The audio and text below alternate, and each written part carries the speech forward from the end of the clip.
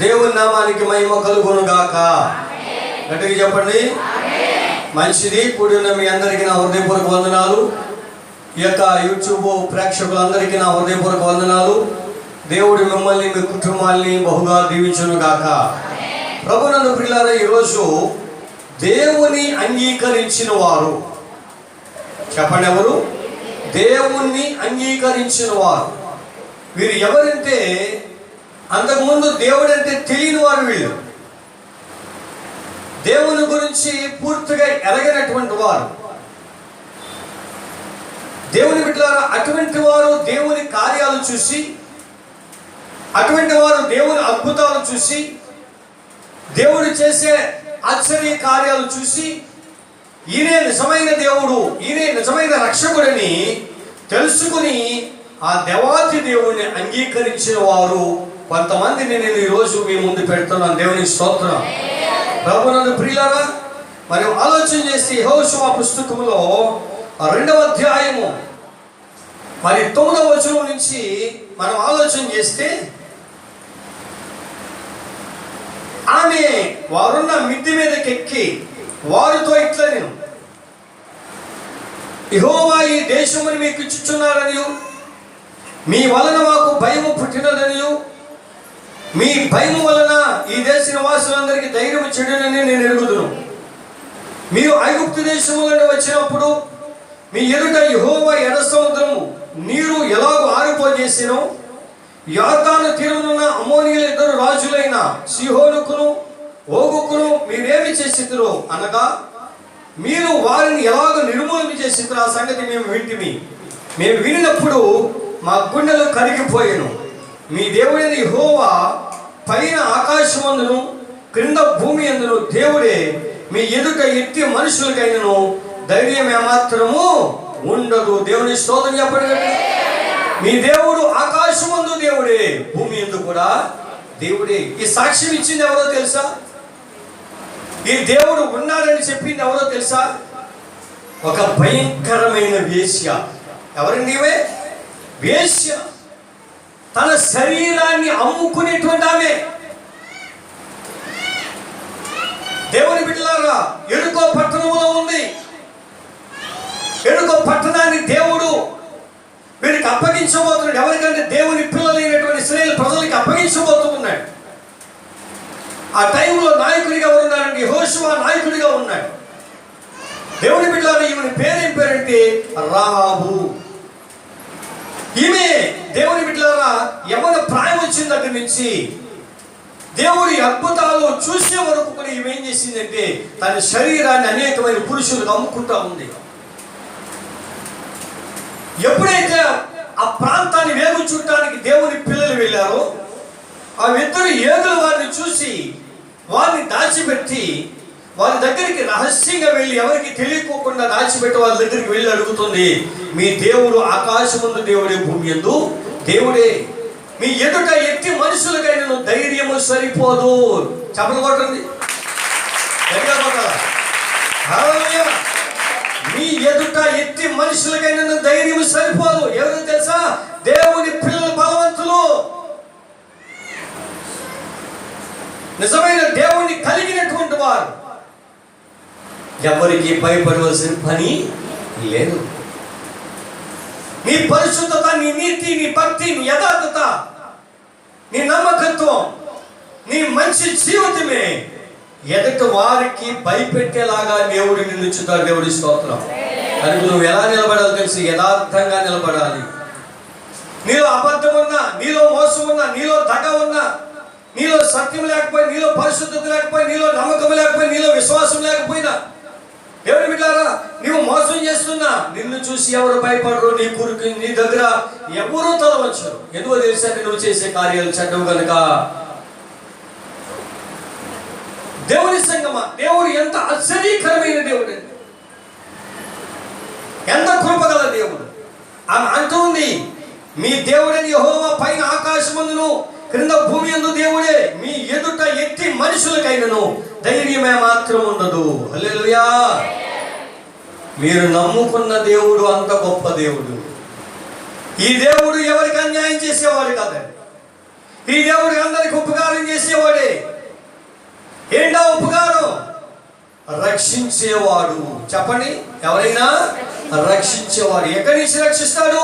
పాపము నుంచి నిన్ను రక్షిస్తాడు, శాపము నుంచి నిన్ను విడిపిస్తాడు, దరిద్రం నుంచి నిన్ను తప్పి విడిపిస్తాడు, రోగం నుంచి నిన్ను బాగు చేస్తాడు. దేవుని బిడ్డలారా, ఇంకా అనేకమైన గొప్ప కార్యాలు చేస్తాడు. ఈమె అడుగుతుంది, అయ్యా నేను మిమ్మల్ని దాచిపెట్టాను కనుక, మీకు ఉపకారం చేశాను కనుక నాకు కూడా ఉపకారం చేయండి, మీ దేవుని నేను కూడా నమ్ముకుంటాను అంది. దేవుడి స్తోత్రాలు. చూసారా, ఈమె ఎవరు నమ్ముకుందండి? దేవుణ్ణి అంగీకరించింది. కుటుంబం, తన తల్లి, తండ్రి, అన్నదమ్ములు, అక్క చెల్లెలు అందరినీ కూడా ఆ దేవుని మార్గంలో నడిపించింది. రక్షింపబడ్డారు. ఎరుక పట్టణం అంతా కాలి బూడిదైపోయింది. ఈ రాబు కుటుంబం అంతా ఇశ్రాయేలు సమాజములకు చేర్చబడ్డారు. ఆమేన్ చెప్పండి.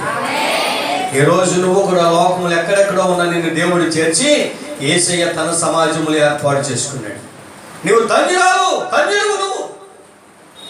అట్టి గొప్ప దేవుని నువ్వు కలుగున్నావు కనుక ఆ దేవునికి నువ్వు మహిమకరముగా నిలబడాలి. హల్లెలూయా. దేవుడి సోదరు చెప్పండి, హల్లెలూయా. దేవుని సంగమా, నువ్వు నమ్ముకున్న దేవుడు ఎంత గొప్పవాడు ఎప్పుడైనా ఆలోచన చేసావా? లోకస్తుల వైపు చూడుకో, లోక మార్గాలను చూడుకో. ఇర్మియా ప్రవక్త తన గ్రంథములు అంటాడు, మార్గంలో నిలిచి చూడండి, పురాతన మార్గాలు చూడండి, మేలు కలుగు మార్గం ఏదని అడిగి అందులో నడుచుకోండి. నువ్వు అడగకపోతే ఎలా తెలుస్తుంది? క్రొత్త నిబంధనలో దేవుని బిడ్డలారా, యోహాను సువార్తలో ప్రభువు చెప్తారు 14:6, నేనే మార్గము సత్యం జీవం అంటాడు. ఆయనే మనకు మార్గం, ఆయన వాక్యమే మనకి దారి చూపిస్తాడు. 2017 జనవరి నెలలో నేను పాడినటువంటి పాటలో ఆ మాట ఉన్నది. దేవుని స్తోత్రం. నీ వాక్యమనే దారిలో, నీ వాక్యపు నీడలో, ఏదారంట? నీ వాక్యమనే దారిలో, నీ వాక్యపు నీడలో నడిపించుమయ్యా యేసు, కృప చూపుమయ్యా, నడిపించుమయ్యా యేసు, కృప చూపుమయ్యా. నీ కృపలో నడిపించుము, నీ కృపలో స్థిరపరచుము, నీ కృపలో నడిపించుము, నీ కృపలో స్థిరపరచుము, నడిపించుమయ్యా యేసు, కృప చూపుమయ్యా. హల్లెలూయా. ఏ మార్గం అంటే వాక్యం అనే మార్గం. ఆ వాక్యం ఏం చెప్తుందో ఆ వాక్య ప్రకారంగా నువ్వు నడిచినప్పుడు నీ జీవితం ధన్యమవుతుంది. హల్లెలూయా చెప్పండి, హల్లెలూయా. ఈ వేగుల వారు ఏం చెప్పారంటే, అమ్మ నిజమే, నువ్వు మమ్మల్ని కాపాడావు కదా, మాకు ఉపకారం చేస్తావు కదా, మేము నీకు ఉపకారం చేస్తాం. ఎందుకో తెలుసా అంటే, మేము ఏ ఇంట్లో అయితే ఉన్నామో నీ ఇంట్లో ఏం చేస్తామంటే, నీ కిటికీకి ఒక ఎర్రని దారం కడతాం, కొబ్బరి దారం. ఈ ఇంట్లోకి, ఆ పట్టణంలో నీ వాళ్ళు ఎంతమంది ఉన్నా సరే ఈ యొక్క గదిలోనికి ఇంట్లోకి తీసుకొచ్చేయాలి. దేవుడి స్తోత్రం. అవి ఏం చేయాలి? చెప్పిన మాట వినాలొద్దా? ఆ ఇంట్లోకి తీసుకొచ్చేసి తండ్రిని వాళ్ళు కలిగిన వాళ్ళని, తల్లిని వాళ్ళు కలిగిన వాళ్ళని, అన్నదమ్ములను వాళ్ళు కలిగిన వాళ్ళు, అక్క చెల్లెలు వాళ్ళు కలిగిన వాళ్ళు అందరినీ తీసుకొచ్చేసింది. ఆ ఇంట్లో పెట్టేసింది. ఎవరికి తెలియడం లేదు. ఆ పట్టణంలో రాజు కూడా తెలియడం లేదు. ఎంత రహస్యంగా ఎవరికి తెలియకోకుండా తన కుటుంబం అంతటిని కూడా భద్రపరుచుకుని ఆ గదిలో ఉండిపోయిన దేవుని స్తోత్రం. ఈరోజు ఈ మందిరం అనే గదిలోనికి నీ వారిని తీసుకొస్తున్నావా? దేవుని నీకు ఉపకారాలు చేశారు కదా, నీ తల్లిదండ్రులకు, నీ అన్నదమ్ములకు, అక్క చెల్లెలకి చెప్పి, దేవుడు చేసిన మేలుని చెప్పి, నువ్వు దేవుని ఎరిగి ఉన్నావు కనుక, దేవుని కలిగి ఉన్నావు కనుక, దేవుని మార్గంలో నడిపించబడుతున్నావు కనుక వారిని దేవుని మందిరం అనే సంఘంలోనికి నువ్వు తీసుకుని వస్తున్నావా? రాహబు చేసింది, నీవు కూడా చేస్తే నువ్వు కూడా ధన్యుడు అవుతావు. దేవుని స్తోత్రం. హల్లెలూయా. మంచిది. రెండవ దానికి వెళ్దాం. రూతు పుస్తకం మనం ఆలోచన చేస్తే, ప్రభునందు ప్రియులారా, ఆ రూతు గ్రంథంలో చక్కని మాటలు మనం చూడొచ్చు. మనం ఆలోచన చేస్తే ఆ రూతు యొక్క తన జీవితంలో ఎంత గొప్ప సాక్షిగా ఆమె ఉందంటే, గొప్ప సాక్షిగా. ఆమె ఏమంటుందంటే, చాలా చక్కగా దేవుని మార్గములో నడిపించబడుతున్నటువంటి ఈమె ఎంత చక్కగా తన జీవితాన్ని మరి నిజంగా మంచి మార్గంలో నడిపించుకున్నది. ఆ రూతు పుస్తకంలో మనం ఆలోచన చేస్తే మొదటి అధ్యాయం 16వ వచనంలో, రూతు పుస్తకము మొదటి అధ్యాయం 16వ వచనంలో, అందుకు రూతు నా వెంబడి రావద్దనియు నన్ను విడిచిపెట్టమనియు నన్ను బ్రతిమాలుకొనవద్దు, నువ్వు వెళ్ళు చోటుకే నేను వచ్చేదను, నీవు నివసించు చోటనే నేను నివసించదును, నీ జనమే నా జనము, నీ దేవుడే నా దేవుడు, నీవు మృతి పొందు చోటను నేను మృతి పొందేదను, అక్కడనే పాతి పెట్టబడదును, మరణము తప్ప మరి ఏదైనా నిన్ను నన్ను ప్రత్యేకించినట్లా యెహోవా నాకు ఎంత కీడైనా చేయునుగాక. నేను దేవుని స్తోత్రం చెప్పండి. ఈమె మోయాబురాలు, ఈమె మోయాబురాలండి. దేవుని కొరకు తెలియదు వీళ్ళకి. దేవుని బిడ్డలారా, నయోమికి మరి కరువు వచ్చిందని చెప్పి ఏం చేసిందంటే మోయాబు దేశానికి వెళ్ళిపోయింది. బెత్లెహేమును విడిచి మోయాబుకి వెళ్ళిపోయింది. మోయాబులోకి వెళ్ళిన తర్వాత మరి భర్తను పోగొట్టుకుంది, కుమారులకి వివాహాలు చేసింది, కుమారులను పోగొట్టుకుంది, కోడలు వెధవరాలైపోయారు, తను వెధవరాలైపోయింది. బెత్లెహేములో ఆహారం దొరుకుతుందని మళ్ళా ప్రయాణం చేసుకుని వెళ్తుంది. ఈ రూతు మరి తన తోడుకోళ్ళు ఏం చేశారంటే, మేము కూడా వస్తామంట, అమ్మా నేను ఇంకా పెళ్లి చేసుకుని పిల్లలకనే వయసు నా దగ్గర లేదు, కనుక మీ అమ్మగారు వెళ్ళిపోయి మీకు నచ్చిన వారిని వివాహాలు చేసుకోండి అంటే రూతు తోడుకోళ్ళు వెళ్ళిపోయింది. రూతు అప్పుడు మాట్లాడుతుంది, దేవుడి స్తోత్రం. అందుకు రూతు అంటున్నాను అత్తగారితో, నన్ను రావద్దని నువ్వు అనకు, నన్ను రావద్దని నువ్వు అనకు, నన్ను విడిచిపెట్టమని నన్ను బ్రతమాలుకొనవద్దు, నువ్వు వెళ్ళే చోటికి నేను వచ్చేస్తాను, నీ జనమే నా జనం, నీ దేవుడే. ఎప్పుడైతే నీ కొడుకుని పెళ్లి చేసుకున్నానో నీ ఊరే నాది, ఎప్పుడైతే నీ కొడుకుని వివాహం ఆడానో నీ జనమే, నీ ఊరే, నీ ప్రజలే నా ప్రజలు, నువ్వు నమ్ముకున్న దేవుడే నా దేవుడు. దేవుని స్తోత్రం, హల్లెలూయా. ఎంత గొప్ప తీర్మానం చూడండి. దేవుని సంగమా, ఎప్పుడైతే నువ్వు సంఘంలో చేర్చబడ్డావో, నిజమైన దేవుని అంగీకరించావో, కనుక దేవుని బిడ్డలారా ఏదైనా విడిచిపెట్టే దేవుణ్ణి మట్టి విడవకు. రూతు తన అత్తగారిని విడవడానికి ఒప్పుకోలేదు. తన అత్తగారు ఊరు బెత్లెహేముని వెళ్ళడానికి ఇష్టపడింది, తన తండ్రికి వెళ్ళడానికి ఒప్పుకోలేదు. చాలా మంది రోజుల్లో రక్షణ బాప్తిసాలు పొందుకుని మన కనుక జారిపోయి దిగజారిపోయి మళ్ళీ పాడైపోయిన బ్రతుకులకు వెళ్ళిపోతూ ఉన్నారు, వెనక్కి తిరిగి చూస్తూ ఉన్నారు, పడిపోతూ ఉన్నారు, కురింగిపోతూ ఉన్నారు, లేవలేని వారుగా ఉన్నారు. నేనంటాను, వెనక్కి తిరిగి చూసే జీవితం నువ్వు కలిగి ఉన్నట్లయితే నువ్వు దేవుని రాజ్యానికి అర్హుడు కాదు. నువ్వు తలగట్టలేదు, నన్ను బతిమాలుకోవద్దు, మా అమ్మగారి ఇంటికి వెళ్ళవా, నేను ఎవరింటికి వెళ్ళనంటే నీ దేవుడే నా దేవుడు. ఆమె చెప్పండి. నయోమికి ఏ దేవుడైతే నమ్ముకుందో ఆ దేవుడిని తన కోరలు నమ్ముకుంది. దేవుడి స్తోత్రం, హల్లెలూయా. మన దేవుడు ఉన్నతమైన దేవుడు, గొప్ప ఆశ్చర్యకరమైన దేవుడు అండి. ఈ రూతు అలాగే వచ్చిందండి. ఈ రూతుకి ఒక రోజున అత్తగారు చెప్పినట్టు నడుచుకుంది, అత్తగారు చూపించిన మార్గంలో వెళ్ళింది. ఆ తర్వాత అక్కడ బోయాజు పొలంలో పరిగెరుకుంది, బోయాజు చెప్పినట్టు వెళ్ళింది, బోయాజు దగ్గర నమ్మకంగా ఉంది. ఒక రోజున బోయాజు తనని వివాహం చేసుకున్నాడు. దేవుని బిడ్డారా, వారి వివాహం అయిన తర్వాత వారి సంతానం పుట్టిన వారికి చక్కని బిడ్డ పుట్టాడు. దేవుని స్తోత్రం.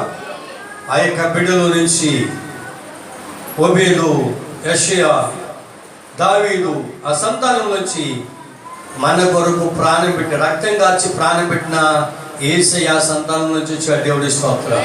చూసారా, రూతు ఆ మోయాబు దేశం విడిచి ఆ బెత్లెహేముకి రాకపోతే, నువ్వు గనక వస్తే నీ కుటుంబం కూడా అలాగా పెద్దదవుతుంది. దేవుడి స్తోత్రం. ఒంటరిగా ఉండిపోయేది, తన తోటికోళ్ళకి చరిత్ర లేదు. రూతుకు ఒక గొప్ప చరిత్ర ఉన్నది. నమ్మకస్తురాలు, యథార్థవంతురాలు, పరిశుద్ధురాలు, తాను ఏమైనా ప్రాయాన్ని పాడు చేసుకోలేదు. అత్తగారు చెప్పినట్టు నడిచింది. దేవుని స్తోత్రం. గొప్ప ధన్యత పొందుకుంది, సంతానం పొందుకుంది. దేవుని బిడ్డలారా, ఏ అత్తగారు ఏ ఆస్తి అయితే పోగొట్టుకుందో అంతకన్నా గొప్ప ఆస్తిని రూతుకు దేవుడు అనుగ్రహించాడు. ఆమె చెప్పండి. రూతు కూడా ఎవరిని అంగీకరించింది చెప్పండి? దేవుణ్ణి అంగీకరించింది. మరి నువ్వు అంగీకరించిన తర్వాత నీ వాళ్ళు ఎవరైనా అంగీకరిస్తున్నారండి? నీ ఇంట్లో నీ తల్లిదండ్రులు అంగీకరిస్తున్నారా? నీ అన్నదమ్ములు అంగీకరిస్తున్నారా? వాళ్ళు అంగీకరించాలంటే నీలో నమ్మకత్వాన్ని చూస్తేనే నిన్ను బట్టి వాళ్ళు అంగీకరిస్తారు. నీలో నమ్మకత్వాన్ని చూడాలి వాళ్ళు. రూతులో నమ్మకత్వాన్ని చూసింది కనుక నయోమి కూడా తీసుకుని వెళ్ళింది. రూతులో నమ్మకత్వం బోయాజు చూచాడు కనుక చేలో పరిగి ఏరుకోమన్నాడు. రూతులో నమ్మకత్వం బోయాజు చూచాడు కనుక 10 మందులు ఏం చేశారంటే ఆ ప్రాంతంలో వివాహము చేసుకున్నాడు.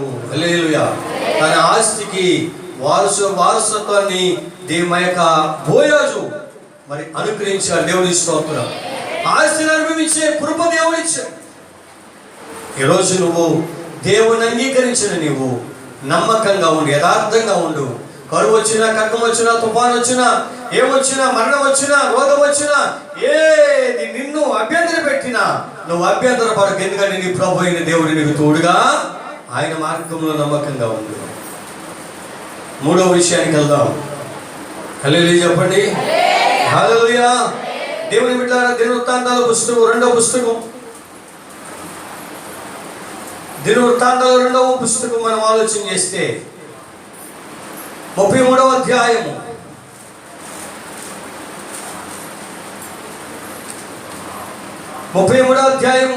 10వ వచనం నుంచి నేను చదువుతున్నాను, వినండి. యెహోవా మనష్షెకు అతని జనులకు వర్తమానములు పంపినను వారు చెవియకపోయిరి. కాబట్టి యెహోవా అష్షూరు రాజు యొక్క సైన్యాధిపతులను వారి మీదకి రప్పించను. మనష్షే తప్పించుకుని పోకుండా వారు అతన్ని పట్టుకుని గొలుసులతో బంధించి అతనిని బబులోనుకు తీసుకుని పోయిరి. అతడు శ్రమలో ఉన్నప్పుడు తన దేవుడైన యెహోవాను బతిమాలుకొని తన పితరుల దేవుని సన్నిధిని తన్ను తాను తగ్గించుకొని ఆయనకు మొరలుడిగా ఆయన అతని విన్నపములను ఆలకించి యెరూషలేమునకు అతని రాజ్యములోనికి అతన్ని తిరిగి తీసుకుని వచ్చినప్పుడు యెహోవా దేవుడై ఉన్నాడని మనష్షే తెలుసుకొని. నువ్వు దేవుని స్తోత్రం చెప్పండి. హల్లెలూయా. దేవుని బిడ్డలారా, మనష్షే చాలా చెడు నడిచాడు, చాలా చెడిపోయాడు.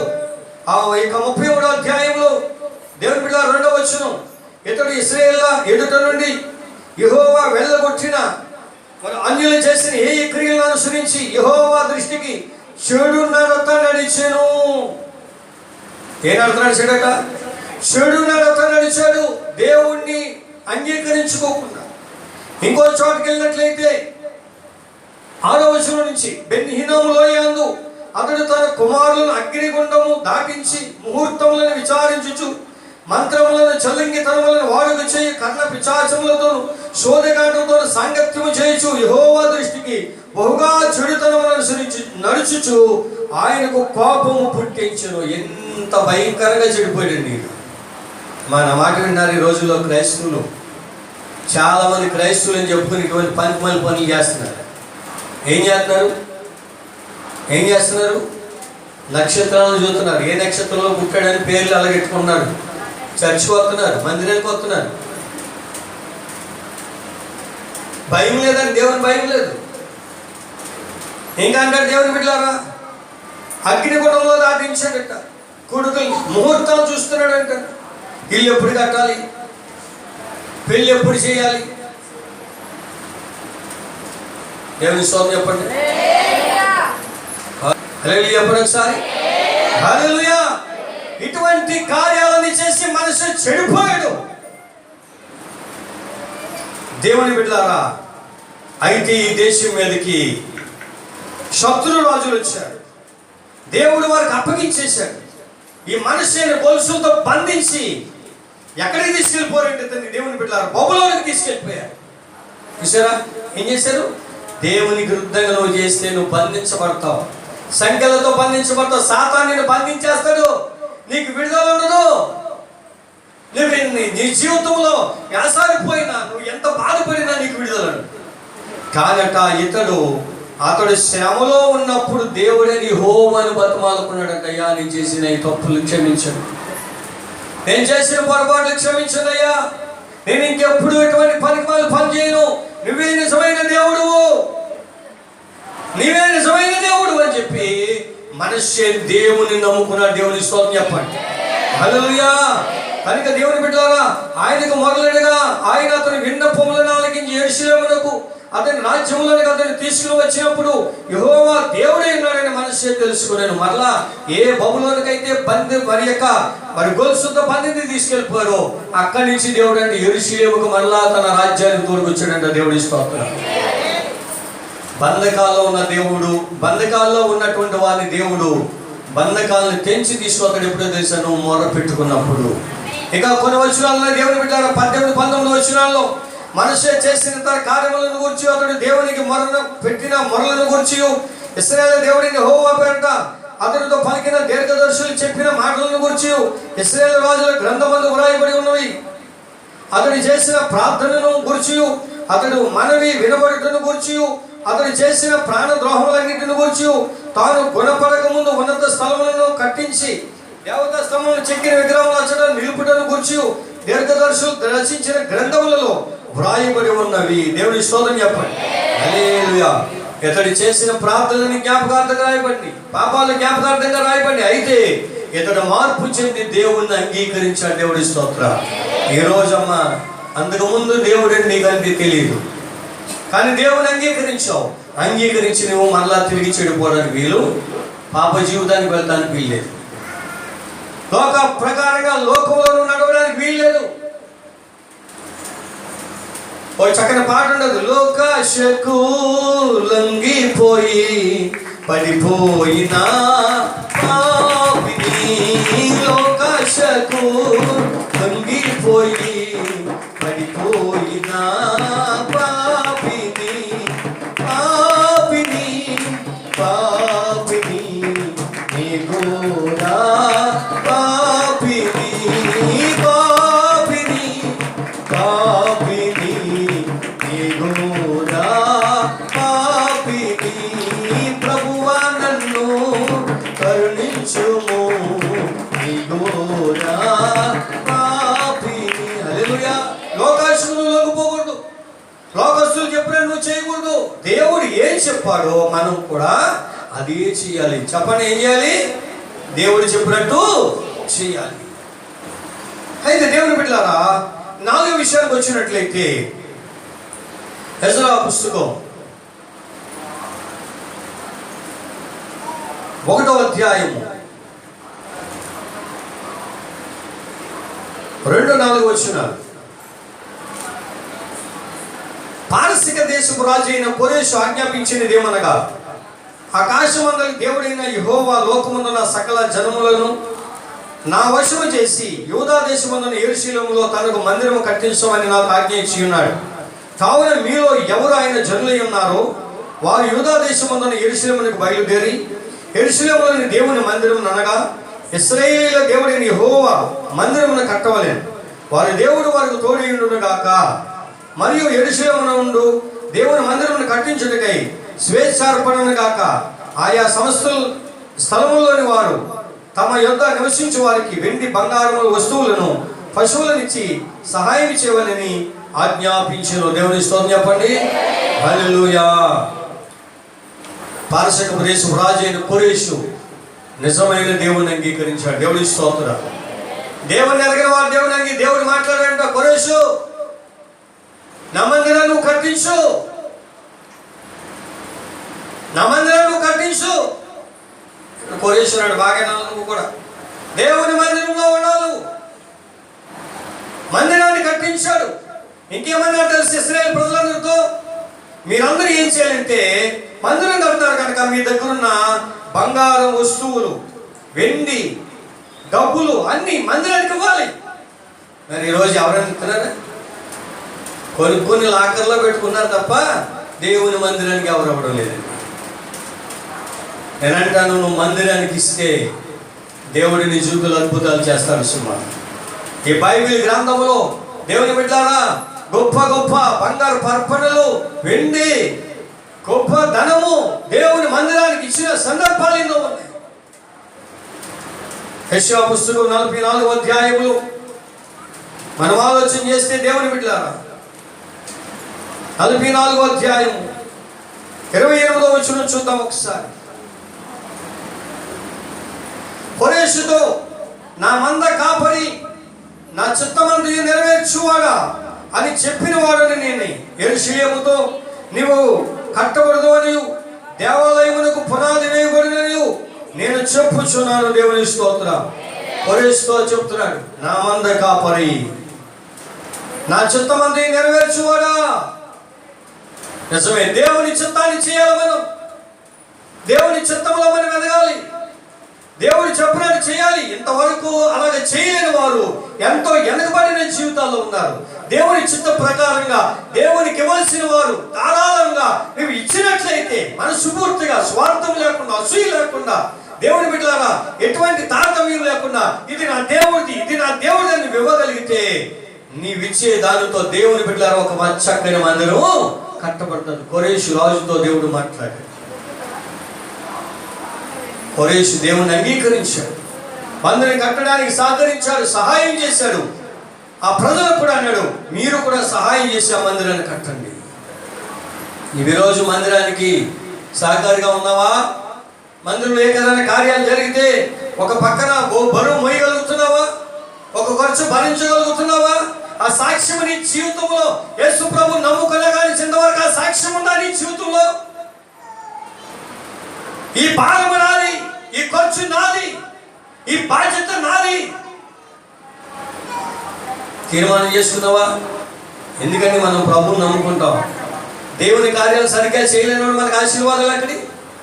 వీళ్ళు దేవుని నమ్ముకున్నారంటే దేవుని కార్యాలు చేశారు. దేవుడి స్తోత్రం కలిగి చెప్పండి.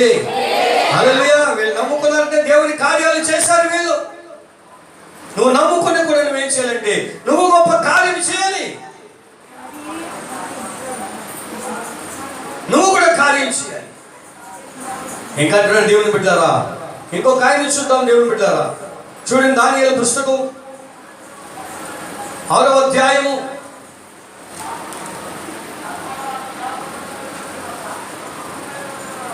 6వ అధ్యాయం 25 నుంచి 27 వచ్చిన వారు.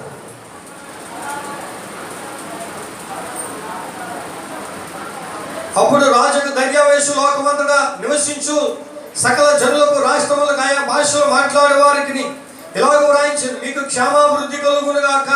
ఆమె చెప్పడందరూ నా సముఖమును నియమించిన దేవనగా నా రాజ్యములోని సకల ప్రభుత్వముల నివాసులు దానియేలు యొక్క దేవునికి భయపడుచు ఆయన సముఖమున వణుకుచుండవలెను. ఆయనే జీవగల దేవుడు, ఆయన యుగయుగము నుండివాడు.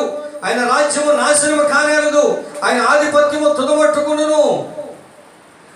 ఆయన విడిపించువాడును రక్షించువాడు అయ్యుండి పరమందును భూమి మీదను సూచక్రియలు ఆశ్చర్యకార్యము చేయవాడు. ఆయనే సింహముల నోట నుండి దానియేలును రక్షించునని వ్రాయించిన దేవుని స్తోత్రం చెప్పండి. దర్యావేషు రాజు ఉన్నాడు. ఇక్కడ కొంతమంది ఏం చేశారంటే ఆ రాజుగారి దగ్గరికి సందడిగా వెళ్ళి, రాజా ఎవరు ఏ దేవుడికి ప్రార్థన చేయకూడదు, నీకే అందరూ మొదలు పెట్టుకోవాలి. ఆ కష్టం వచ్చినా నీకే చెప్పాలి, జ్వరం వచ్చినా నీకే చెప్పాలి, సమస్య వచ్చినా నీకే చెప్పాలి, ఏ బలహీనత వచ్చినా నీకే చెప్పాలి, ఇంకెవరికి చెప్పకూడదు అన్నప్పుడు దానియేలు ఏం చేశాడంటే ఆ శాసనాలు పక్కన పెట్టి తన ఇంటికి వెళ్ళి యథాప్రకారం యెరూషలేము వైపు దేవాలయపు తట్టు ఆ కిటికీలు తెరిచి ప్రార్థన చేసేవాడంట. రోజు 3 సార్లు ప్రార్థన చేసేవాడంట. ఆమె చెప్పండి. నువ్వు చేస్తున్నావా? ఆ ప్రార్థన చేసినప్పుడు ఆ తప్పుని, ఆ యొక్క శాసనాన్ని ఎవరైతే ధిక్కరించాడో వారి సింహాల గుహలో వేసారు. రాజుగా దేవుని బిడ్డారా సింహాల గుహలో వేసారు. వేసేసినప్పుడు దేవుని బిడ్డారా ఆ రాత్రి అంతా ఉపవాసం ఉన్నాడట. ఆయన నాట్యాలు, ఈ వాయిద్యాలన్నీ మానిపించేశాడు, ద్రాక్షరసం తాగడం మానేశాడు. అయితే 20వ వచనం అంటున్నాడు దేవుని బిడ్డారా, 16వ వచనం కూడా అంటున్నాడు, అంతటా రాజు ఆజ్ఞగా బంట్రోతులు దానియేలు పట్టుకుని పోయి సింహాల గుహలో పరద్రోయగా, రాజు నీవు అనుదినము తప్పగా సేవించుచున్న నీ దేవుడే నిన్ను రక్షించునని దానియేలుతో చెప్పాను. ఆమె చెప్పండి గట్టిగా, గట్టిగా చెప్పులు కొట్టండి. నీవు సేవించుచున్న దేవుడే నిన్ను రక్షిస్తాడు. సంగమా, నీ దేవుని మీద నమ్మకంగా ఉండి యథార్థంగా ఉండి దేవుడు చెప్పినట్లు నువ్వు నడిస్తే నీ దేవుడే ఎక్కడ ఉన్నా నీకు రక్షకుడుగా ఉంటాడు ఆయన. ఆమె చెప్పండి. నీ దేవుడే నిన్ను వందల చేస్తాడు. నువ్వు నమ్ముకున్న నీ విశ్వాసాన్ని బట్టి దేవుడు నీ జీవితంలో అద్భుతం చేస్తాడు. కపట భక్తి పరుల్ని, నటించే వాళ్ళని, వేషధారుల్ని దేవుడు రక్షించాడు. దేవునికి వేషధారులు పనికిరారు, కపట భక్తి చేసేవారు పనికిరారు, ఏలాకాలం భక్తి చేసేవారు పనికిరారు. దేవుని బిడ్డలారా, పండగలకు వచ్చే వాళ్ళని దేవుడు భక్తిని ఆయన నిరాకరిస్తున్నాడు. కానీ దానియేలట సింహాల గుహలో వేస్తానని భయపడకుండా దేవునికి ప్రార్థన చేశాడు. 6 నెలలు దగ్గర మందిరాలు లేవు. ఈ 2-3 దినాల నుంచి మనం మందిరాలు తీస్తూ ఉన్నాం. కానీ ఇంత వాక్యం కరువు వచ్చింది, ప్రార్థన కరువు అయిపోయింది. అయ్యో దేవుని మాట వినాలి అని చెప్పి ఎలా రావాలా? పరుగులు తీసుకుని కుటుంబాలతో వచ్చేలా. ఏది? భయం, ప్రాణ భయం. మందిరానికి వస్తే ఏమని అంటుకుంటారేమో, మరి విందులకి వెళ్తా అంటుకోదా, సంత మార్కెట్కి వెళ్తా అంటుకోదా, షాపులకి వెళ్తా అంటుకోదా, బట్టల షాప్కి వెళ్తా అంటుకోదా, అక్కడ జనం ఉండరా? ఇవన్నీ మామూలే, అక్కడ అంటుకోదు. దేవుని మందిరానికి వచ్చినట్టు గమనించట వైరస్ వచ్చేస్తుంది.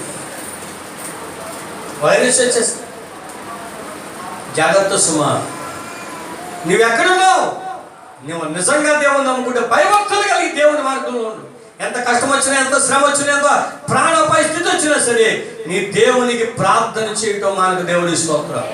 ఆ దానియేలు దేవుని యొక్క గొప్పతనాన్ని చూసిన ఈ దర్యావేషు ఏం చేశాడంటే, నిజమైన దేవుడు దానియేలు దేవుడిని ఒప్పుకుని ఆయన దేవుని నమ్ముకున్నాడు. దేవుడి స్తోత్రం. దేవుని అంగీకరించాడు. రాజులే దేవుని అంగీకరిస్తున్నారండి. నువ్వెంత అంగీకరించు. యేసయ్య మార్గంలో నడు, దేవుడు నీ జీవితంలో అద్భుతాలు చేస్తాడు. ఇంకో మాట చూద్దాం దేవుని బిడ్డలారా. యోనా పుస్తకంలో మనం ఆలోచన చేస్తే దేవుని సంగమా, ఆ చక్కని పుస్తకంలో చక్కని మాట ఉంటుంది యోనా కొరకు. ఆ యోనా కొరకు కాదండి, అక్కడ నినివే పట్టణపు రాజు ఉన్నాడు. యోనా సువార్త ప్రకటిస్తాడు. దీనికి దుర్గతి కలిగి నేను ప్రకటించమన్నాడు దేవుడు. వెళ్ళి ప్రకటిస్తాడు. 3వ అధ్యాయము 5-9 వచనాలు. నినివే పట్టణపు వారు దేవుని విశ్వాసం ఉంచి ఉపవాసము దినము చాటించి గనులేమి అల్పులేమి అందరూ గోనె పట్ట కట్టుకునేది. ఆ సంగతి నినివే రాజులకు వినబడినప్పుడు అతడు తన సింహాసనం మీద నుండి దిగి తన రాజవస్త్రములు తీసివేసి గోనె పట్ట కట్టుకుని బూడిదలో కూర్చునేను.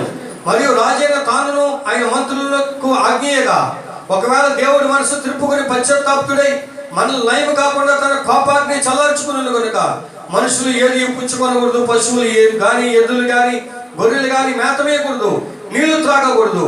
మనుషులందరూ తమ దుర్మార్గములను విడిచి తాము చేయ బలత్కారమును మానివేయవలను. మనుషులేమి పశువులను సమస్తం గోనె పట్ట కట్టుకొనవలను.